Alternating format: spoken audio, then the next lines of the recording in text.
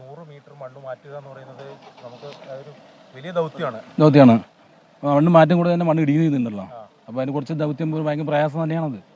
ഇന്ന് 6 മീറ്റർ ഉയരത്തിൽ മണ്ണ് നിലവിലുണ്ടെന്നാണോ? അതെ.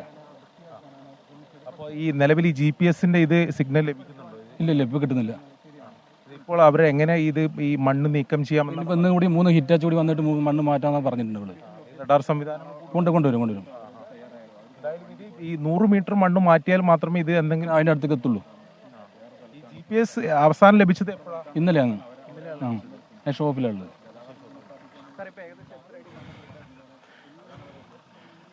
വകുപ്പിലെ പി ചന്ദ്രകുമാറാണ് നമ്മൾ സംസാരിച്ചത്. സംസ്ഥാന സർക്കാരാണ് ഇദ്ദേഹത്തിനെ അവിടേക്ക് അയച്ചത്. ഇപ്പോൾ നമുക്കൊപ്പം അരുൺ പൂപ്പറമ്പ ചേരുന്നു. അരുൺ പൂപ്പറമ്പ, ലേറ്റസ്റ്റ് അപ്ഡേറ്റ്സ് എന്താണ്? മാധ്യമങ്ങൾക്ക് അവിടേക്ക് പോകാൻ, സ്പോട്ടിലേക്ക് പോകാനുള്ള പ്രവേശനം നിഷേധിക്കപ്പെട്ടിരിക്കുകയാണല്ലോ. അതിനെക്കുറിച്ചും എന്തെങ്കിലും വിവരം ലഭിച്ചോ? SKN മാധ്യമങ്ങൾക്ക് മാത്രമല്ല, അതായത് ഈ ബന്ധുക്കൾക്ക് പോലും അത്തരത്തിൽ അങ്ങോട്ട് പ്രവേശനം അനുവദിക്കില്ല എന്നതാണ് നിലവിൽ ഇവർ അറിയിച്ചിട്ടുള്ളത്. നമുക്ക് ദൃശ്യങ്ങളിൽ കാണാം, ബാരിക്കേഡ് കെട്ടി മുഴുവൻ പേരെയും, അത് രക്ഷാ ദൗത്യ സംഘത്തിൽ ഉൾപ്പെടാത്ത ഒരാളെ പോലും ഈ അപകട സ്ഥലത്തേക്ക് നിലവിൽ കടത്തിവിടുന്നില്ല. അതായത് നിലവിൽ ഈ മണ്ണിടിച്ചിൽ ഉൾപ്പെടെയുള്ള കനത്ത മഴ അത് അത്തരമൊരു സാഹചര്യം ഉള്ളതുകൊണ്ടാണ് ഇത്തരമൊരു തീരുമാനത്തിലെത്തിയത് എന്നാണ് പറയുന്നത്.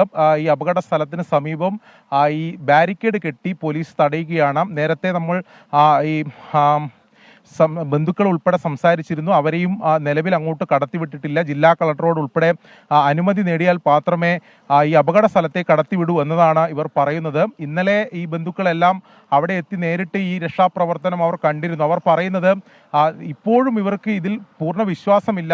ഈ ദൗത്യ സംഘത്തിൻ്റെ പ്രവർത്തനത്തെ സംബന്ധിച്ച് പൂർണ്ണ വിശ്വാസമില്ല. അതുകൊണ്ട് അവർക്ക് അവിടെ നേരിട്ടെത്തി ആ കാര്യങ്ങൾ നേരിട്ടറിയണം.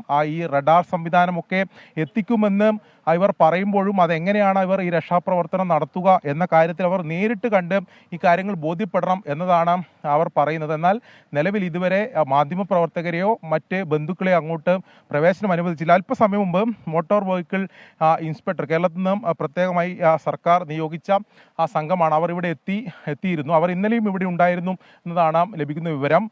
പ്രധാനമായും ഒരു പ്രതിസന്ധിയായി, ശ്രമകരമായിട്ടുള്ള ഒരു കാര്യമായി പറയുന്നത്, നിലവിൽ 6 മീറ്റർ ഉയരത്തിൽ ഈ മണ്ണുണ്ട്.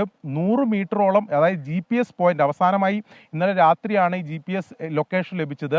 ഈ GPS പോയിന്റിലേക്ക് ഈ തെരച്ചിലെത്താൻ 100 മീറ്റർ കൂടി മണ്ണ് നീക്കി 6 മീറ്റർ ഉയരത്തിലെ 100 ഈ മീറ്റർ മണ്ണ് നീക്കം ചെയ്യണം എന്നതാണ് അവർ പറയുന്നത്. അതെന്തായാലും വലിയ ശ്രമകരമായിട്ടുള്ള ദൗത്യമാണ്. അതിനുശേഷം മാത്രമേ നിലവിൽ ഈ ലോറി കണ്ടെത്താനുള്ള മറ്റ് ഇടപെടലുകളിലേക്ക് കടക്കാൻ സാധിക്കുകയുള്ളൂ. അതിൽ പ്രതീക്ഷ നൽകുന്ന ഒരു ഘടകം, ഈ റഡാർ സംവിധാനം എത്തിച്ചാൽ അതുപയോഗിച്ചുകൊണ്ട് ഇത് ലൊക്കേറ്റ് ചെയ്യാൻ, അതായത് ഈ ലോറിയുടെ സാന്നിധ്യം കണ്ടെത്താൻ സാധിച്ചാൽ ആ രീതിയിൽ പ്രതീക്ഷ നൽകുന്ന ഒരു വാർത്ത നമുക്ക് ലഭിക്കും എന്നതാണ് പറയുന്നത്. നിലവിൽ ഈ രക്ഷാപ്രവർത്തനം അവിടെ ആരംഭിച്ചിട്ടുണ്ട്.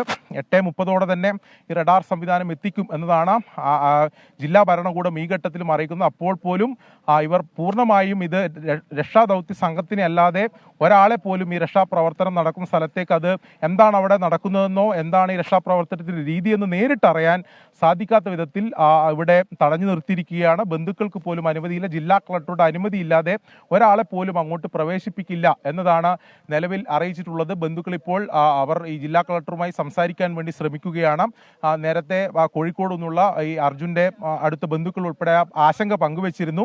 അവർക്ക് നേരിട്ട് കണ്ടാൽ മാത്രമേ ഈ രക്ഷാപ്രവർത്തനം സംബന്ധിച്ച് വിശ്വാസമാകൂ എന്ന കാര്യം അവർ പറയും. നേരത്തെ കഴിഞ്ഞ ആദ്യഘട്ടത്തിൽ ഒരു അനുഭവം കൊണ്ടായിരിക്കാം അവർ അങ്ങനെ പങ്കുവെക്കുന്നത്. എന്തായാലും നമുക്ക് ഇവരെ വിശ്വാസത്തിലെടുക്കാം, ഇവർ പറയുന്ന കാര്യങ്ങൾ വിശ്വാസത്തിലെടുക്കാം. രക്ഷാപ്രവർത്തനം ഊർജിതമായി പുരോഗമിക്കുന്നു എന്നിവർ പറയുന്നത് നിലവിൽ നമുക്ക് വിശ്വാസത്തിലെടുക്കാം. നിലവിൽ മാധ്യമപ്രവർത്തകർക്ക് അങ്ങോട്ട് പ്രവേശനമില്ലാത്തത് ഈ വിവരങ്ങൾ കുറച്ചുകൂടി നേരിട്ടറിയാൻ ഒരു പ്രായോഗികമായിട്ടുള്ള ബുദ്ധിമുട്ട് നേരിടുന്നുണ്ട്. അല്പസമയത്തിനകം കളക്ടർ ഉൾപ്പെടെ ഇവിടെ എത്തുമ്പോൾ ആ കാര്യത്തിൽ ഒരു വ്യക്തത വരും എന്നതാണ് നമ്മൾ മനസ്സിലാക്കുന്നത്. കൂടുതൽ ഉന്നത പോലീസ് സംഘം ഉൾപ്പെടെ എത്തുമ്പോൾ ആ കാര്യങ്ങൾ നമുക്ക് സംസാരിക്കുകയും ചെയ്യാം. നിലവിൽ രക്ഷാപ്രവർത്തനം പുരോഗമിക്കുകയാണ്. ആർക്കും തന്നെ അങ്ങോട്ട് പ്രവേശനമില്ല.